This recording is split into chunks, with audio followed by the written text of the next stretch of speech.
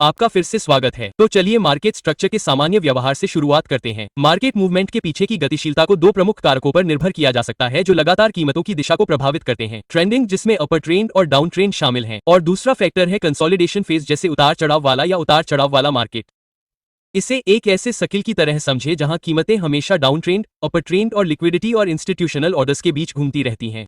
कीमतों को आमतौर पर अपर ट्रेंड और डाउन ट्रेंड के बीच और इसके उलट कंसोलिडेशन की जरूरत होती है। स्क्रीन पर चार्ट खोलते समय सबसे पहले यह सवाल देखना चाहिए कि मार्केट अपर ट्रेंड, डाउन ट्रेंड या कंसोलिडेशन फेज में है।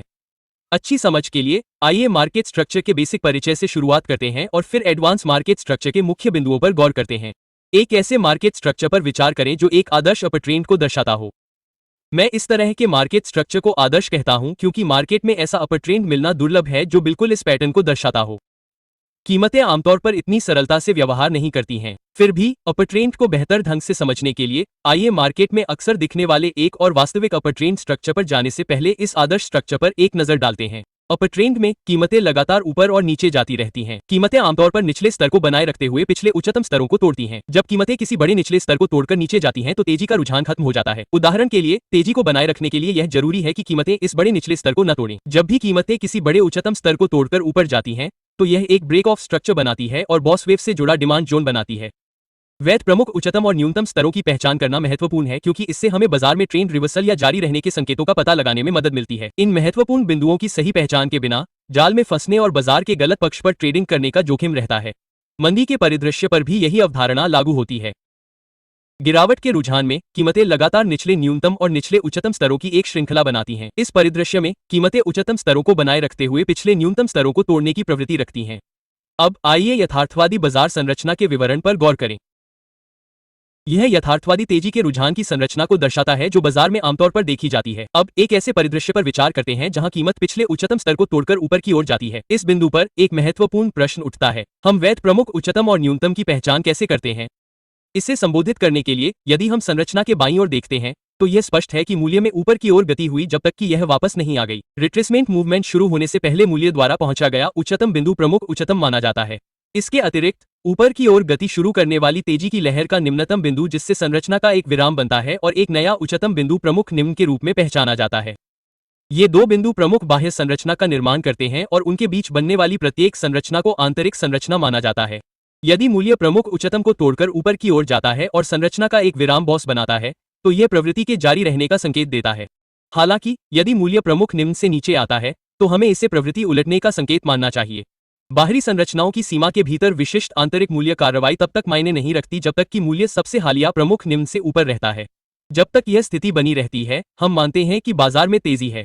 अब जब हमने हाल के बड़े बाह्य ढांचों की पहचान कर ली है तो ये ढांचे मौजूदा रुचि के क्षेत्र और मौजूदा ट्रेडिंग रेंज को परिभाषित करते हैं। जैसा कि हम देखते हैं, कीमत रिट्रेसमेंट चरण में प्रवेश कर चुकी है जिससे कई आंतरिक ढांचे बन रहे हैं, खासतौर पर मंदी वाले। इसके बाद एक तेजी वाले आंतरिक पुनर्गठन के बाद कीमत हाल के बड़े उच्च स्तर को तोड़कर ऊपर की ओर जाती है जिससे एक नया बड़ा उच्च और निम्न स्तर बनता है। नया बना बड़ा निम्न स्तर चरम पर स्थित यह आंतरिक निम्न स्तर होता है। इस निम्न स्तर को प्रमुख माना जाता है क्योंकि यह कीमत के ऊपर की ओर बढ़ने से पहले बना आखिरी निम्न स्तर है जिससे संरचना टूटती है। आप सोच रहे होंगे कि हम इस निम्न स्तर को प्रमुख निम्न स्तर क्यों नहीं मानते।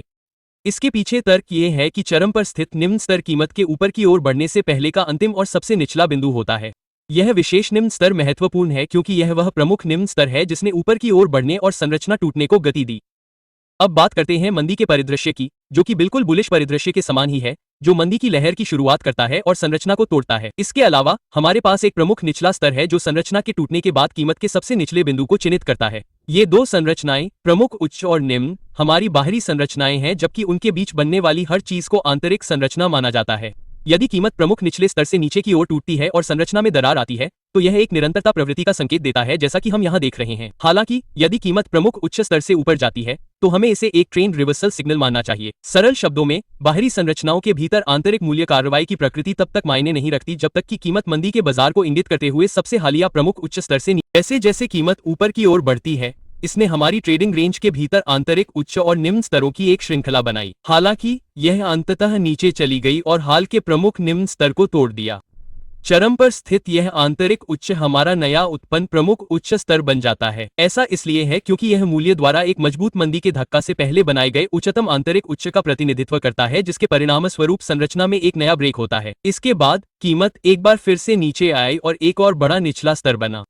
इसके बाद विभिन्न आंतरिक संरचनाएं बनाने के बाद कीमत ने अपनी गिरावट जारी रखी, जिससे निचले निचले और निचले उच्चतम स्तरों का क्रम बना। अब हम बाजार संरचना के एक और महत्वपूर्ण पहलू ब्रेक ऑफ स्ट्रक्चर बॉस पर चर्चा करेंगे। आपने विभिन्न trading tutorial, market structure video और ट्रेडिंग हैंडबुक में बॉस के बारे में सुना होगा। उदाहरण के लिए, एक बुलिश स्ट्रक्चर को अक्सर एक ऐसी स्थिति के रूप में परिभाषित किया जाता है जहां कीमत एक उच्च स्तर से ऊपर की ओर टूटती है। हालांकि वास्तव में कुछ विशिष्ट नियम और प्रमुख बिंदु हैं जिन पर हमें एक वैध ब्रेक ऑफ स्ट्रक्चर की पहचान करने के लिए विचार करना चाहिए। अब आइए उन प्रमुख बिंदुओं और नियमों की बारीकियों पर चलते हैं। एक वैध ब्रेक ऑफ स्ट्रक्चर तब होता है जब कीमत एक कैंडल के शरीर के साथ सबसे हालिया उच्च स्तर से टूटती है और बंद होती है। यह तब भी सच है जब कीमत संरचना को तोड़ने के तुरंत बाद नीचे की ओर जाती है। इस परिदृश्य में कीमत एक नया प्रमुख निम्न और प्रमुख उच्च उत्पन्न करती है और एक नई व्यापारिक सीमा स्थापित करती है। अगर कीमत बाद में इस नए बने बड़े निचले स्तर को तोड़कर नीचे की ओर जाती है, तो यह संभावित ट्रेंड रिवर्सल का संकेत देता है। यह बदलाव संकेत देता है कि कीमत अब बुलिश नहीं है, जो कि कैरेक्टर में बदलाव को दर्शाता है। हालांकि अगर कीमत एक लंबी छाया या बाती के साथ हाल के उच्च को तोड़ती है और कैंडल का शरीर तुरंत उच्च की सीमा से नीचे बंद हो जाता है, जबकि बाद की कैंडल की बाती पहली कैंडल की बाती को पार नहीं करती है, तो हम इस परिदृश्य को संरचना का वैध ब्रेक नहीं मानते हैं। इस मामले में हम इस निम्न को हमारी ट्रेडिंग रेंज के अंदर बनी एक आंतरिक संरचना मानते हैं। ट्रेंड रिवर्सल सिग्नल या कैरेक्टर के वैध परिवर्तन की पहचान करने के लिए हमें ऊपरी आंतरिक उच्च को तोड़ने के बजाय कीमत के चरम पर स्थित प्रमुख निम्न को तोड़ने का इंतजार करना चाहिए। अब एक और परिदृश्य पर विचार करें। अगर कीमत एक बाती के साथ हाल के उच्च को तोड़ती है और फिर पहली कैंडल का शरीर उच्च की सीमा से नीचे बंद हो जाता है, जबकि बाद की कैंडल की बाती पहली कैंडल की बाती को पार कर जाती है, तो हम इसे संरचना का वैध बुलिश ब्रेक मान सकते हैं। इस केस में हमारे पास एक नया बना हुआ मेजर हाई और एक मेजर लो है जो हमारी अपडेटेड ट्रेडिंग रेंज को परिभाषित करता है। इस हाई और लो की रेंज के अंदर आंतरिक मूल्य कार्रवाई की प्रकृति मायने नहीं रखती है, जब तक मूल्य हमारे नए बने मेजर लो से ऊपर रहता है, जो एक तेजी वाले बाजार का संकेत देता है। केवल अगर मूल्य नए बने लो को नीचे की ओर तोड़ता है, तो हम इसे एक वैध ट्रेंड रिवर्सल सिग्नल या कैरेक्टर पैटर्न में वैध बदलाव मान सकते हैं। अब संक्षेप में मंदी के परिदृश्य को तोड़ते हैं जो अनिवार्य रूप से तेजी के समान है। एक मंदी बाजार संरचना पर विचार करें। संरचना के वैध ब्रेक के लिए हमें मोमबत्ती के शरीर के साथ सबसे हालिया निचले स्तर से नीचे मूल्य को तोड़ने और बंद करने की आवश्यकता होती है। इसलिए यदि मूल्य नए बने मेजर हाई को ऊपर की ओर तोड़ता है, तो हम इसे एक ट्रेंड रिवर्सल सिग्नल मानते हैं जो दर्शाता है कि विक्रेताओं ने नियंत्रण खो दिया है। इसके विपरीत, यदि मूल्य एक लंबी छाया या विक के साथ हाल के निचले स्तर को तोड़ता है और मोमबत्ती का शरीर तुरंत अपनी सीमा से ऊपर बंद हो जाता है, जबकि बाद की मोमबत्ती की छाया पहली मोमबत्ती की विक को पार नहीं करती है, तो हमें इसे संरचना का वैध ब्रेक नहीं मानना चाहिए। संरचना के एक वास्तविक मंदी के ब्रेक को स्थापित करने के लिए हमें मोमबत्ती के शरीर के साथ निम्न सीमा से नीचे मूल्य के बंद होने का इंतजार करना चाहिए। दूसरी ओर, यदि बाद की मोमबत्ती की विक पहली मोमबत्ती की विक को पार करती है और निम्न सीमा से ऊपर बंद होती है, तो हमारे पास संरचना का वैध ब्रेक है। इसके अतिरिक्त हमें अपने प्रमुख निम्न और प्रमुख उच्च को अपडेट करने की आवश्यकता है। जब तक मूल्य हमारे नए उत्पन्न प्रमुख उच्च से नीचे रहता है, तब तक हम बाजार की दिशा को मंदी मानते हैं। केवल अगर मूल्य नए बनाए गए उच्च को ऊपर की ओर तोड़ता है, तो हमें इसे एक वैध ट्रेंड रिवर्सल सिग्नल या चरित्र में एक बड़ा बदलाव मानने की अनुमति है। ब्रेक ऑफ स्ट्रक्चर पैटर्न के विभिन्न प्रकारों और परिदृश्यों का पता लगाने और अब वैध बॉस की ठोस समझ रखने के बाद आइए मार्केट स्ट्रक्चर मैपिंग के एक और प्रमुख कारक कैरेक्टर में बदलाव पर गौर करें। कैरेक्टर में वैध बदलाव की पहचान करने के लिए सबसे पहले बाजार की सामान्य दिशा निर्धारित करना शामिल है, चाहे वह अपर ट्रेंड में हो या डाउन ट्रेंड में। इसके बाद आपको अपने मूल्य चार्ट पर संरचनाओं के वैध ब्रेक को हाईलाइट करना होगा। तेजी के परिदृश्य में कल्पना करें कि मूल्य वैध ब्रेकअप संरचनाओं की एक श्रृंखला बना रहा है। यह निम्न और उच्च हमारे पहले वैध तेजी वाले बॉस से जुड़े प्रमुख संरचनाओं का प्रतिनिधित्व करते हैं। जैसा कि पहले उल्लेख किया गया है, इन दो संरचनाओं के बीच होने वाली किसी भी मूल्य कार्रवाई को आंतरिक माना जाता है। कैरेक्टर पैटर्न में बदलाव को दो प्रकारों में वर्गीकृत किया जा सकता है, मामूली और प्रमुख। उदाहरण के लिए, हर बार जब कीमत किसी आंतरिक निचले स्तर को तोड़ती है तो ये कैरेक्टर में मामूली बदलाव का संकेत देती है। यह ध्यान रखना महत्वपूर्ण है कि केवल कैरेक्टर में मामूली बदलाव को बाजार संरचना में बदलाव का संकेत नहीं माना जा सकता है।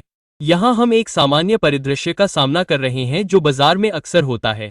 कई नौसिखिए व्यापारी जो बाजार की संरचना को सही से नहीं पहचान पाते हैं, वे अक्सर इस छोटे से बदलाव को बाजार की दिशा में बदलाव का संकेत मान लेते हैं। उनका मानना है कि तेजी का दौर खत्म हो गया है और यह शॉर्ट करने का सही समय है। वे आमतौर पर अपने स्टॉप लॉस को इस आंतरिक उच्च से ठीक ऊपर रखते हैं। हालांकि उनकी उम्मीदों के विपरीत कीमत एक संक्षिप्त रिट्रेसमेंट के बाद फिर से ऊपर चली गई और अपनी तेजी जारी रखी। इसके परिणामस्वरूप उन व्यापारियों के स्टॉप लॉस पर असर पड़ा जिन्होंने शॉर्ट पोजीशन ली थी। वे अक्सर यह समझने में विफल रहते हैं कि कीमत ने उनके स्टॉप लॉस को क्यों ट्रिगर किया, और दुर्भाग्य से वे बार बार यही हरकत करते रहते हैं। यहाँ वे एक महत्वपूर्ण बिंदु को भूल जाते हैं। कीमत ने यहाँ इस बड़े निचले स्तर को नहीं तोड़ा है जिससे बाजार की संरचना में बदलाव की पुष्टि होती है। जब तक कीमत नीचे की ओर आखिरी बड़े निचले स्तर को नहीं तोड़ देती, तब तक उन्हें शॉर्ट पोजीशन नहीं लेनी चाहिए थी। उनके द्वारा पहचाना गया चरित्र परिवर्तन अमान्य था और कीमत अपनी प्राथमिक दिशा में आगे बढ़ने से पहले अपने रिट्रेसमेंट चरण में थी। वैध मार्केट स्ट्रक्चर शिफ्ट सिग्नल पाने के लिए हमें धैर्यपूर्वक तब तक इंतजार करना चाहिए जब तक कि कीमत में कोई बड़ा बदलाव न हो जाए और वह आखिरी बड़े निचले स्तर से नीचे जाकर बंद न हो जाए, जिससे ऊपर की ओर मूवमेंट शुरू हुआ और स्ट्रक्चर में तेजी आई।